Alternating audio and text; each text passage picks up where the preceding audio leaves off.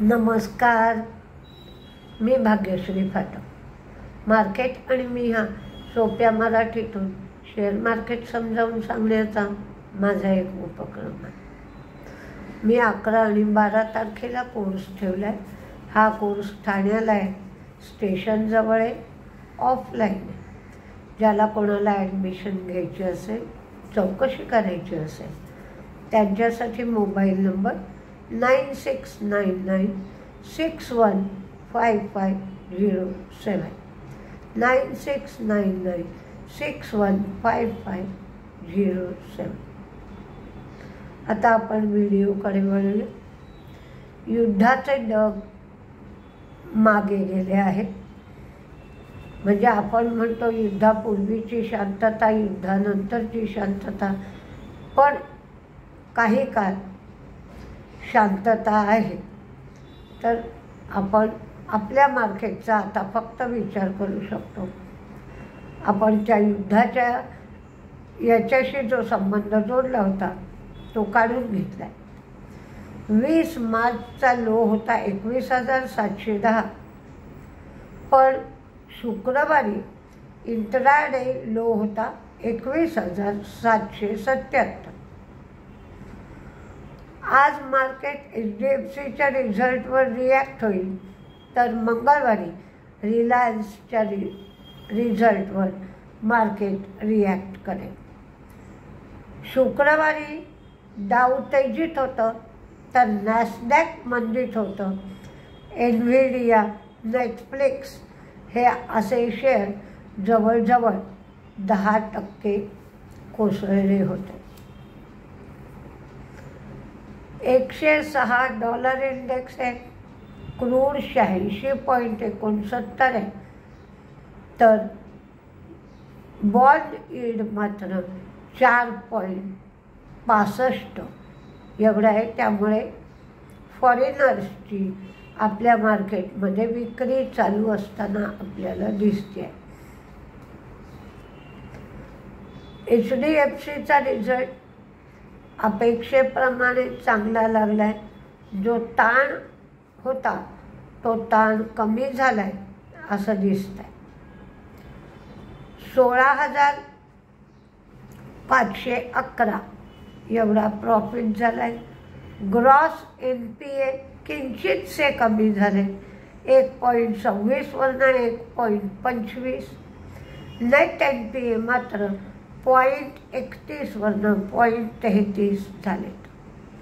त्यांनी floating provision 10,900 कोटीची केली आहे. डिव्हिडंड 19.5 म्हणजे ₹19.50 एवढा डिव्हिडंड दिला आहे.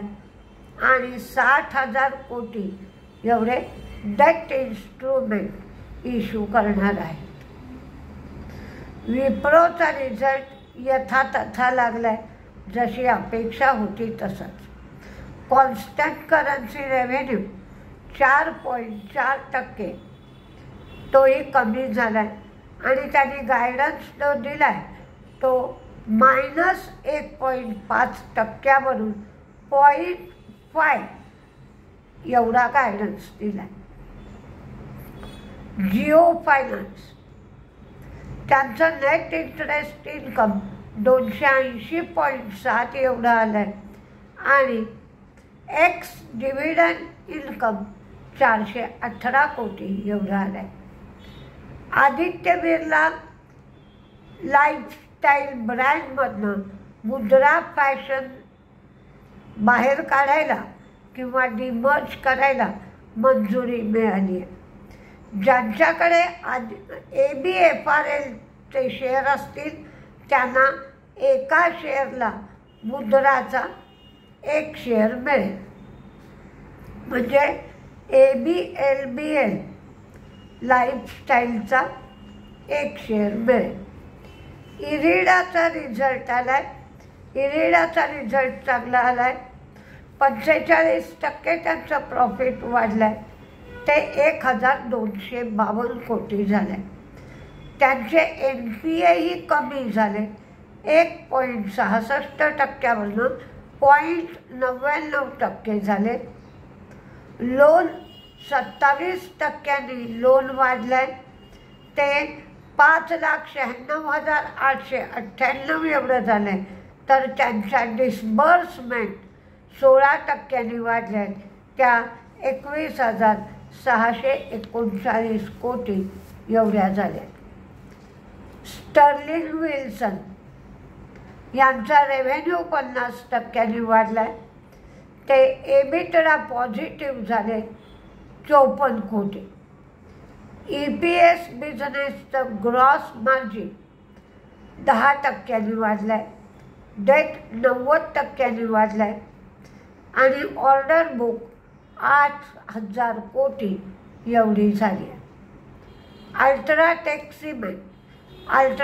सिमेंटनी इंडिया सिमेंटचा महाराष्ट्रातल्या परळी इथलं जे ग्राइंडिंग युनिट होतं ते 315 कोटी रुपयाला अल्ट्राटेक सिमेंट घेणार आहे.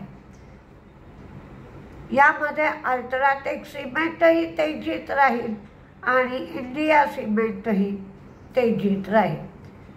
JSW एनर्जी NTPCकडून 700 मेगावॅट ISTS कनेक्टेड सोलर कपॅसिटीसाठी त्यांना लेटर ऑफ अवॉर्ड मिळाले, म्हणून JSW एनर्जीसुद्धा तेजीत राहील.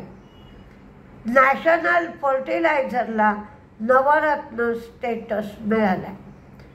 अनूप इंजिनिअरिंग यांच्या बोनस इश्यूची रेकॉर्ड डेट 23 ही आहे. आज आपण जर बघितलं तर निफ्टी 22,187 ते 22,369 या लेव्हलमध्ये राहील असं वाटतंय. जर चुकून काही घडलं आणि ही लेव्हल तुटली तर मात्र 22,033 अगदी क्वचित ही लेव्हल येऊ शकते.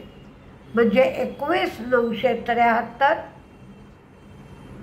21,923 आणि 22,033. पण याची शक्यता जवळजवळ नाही.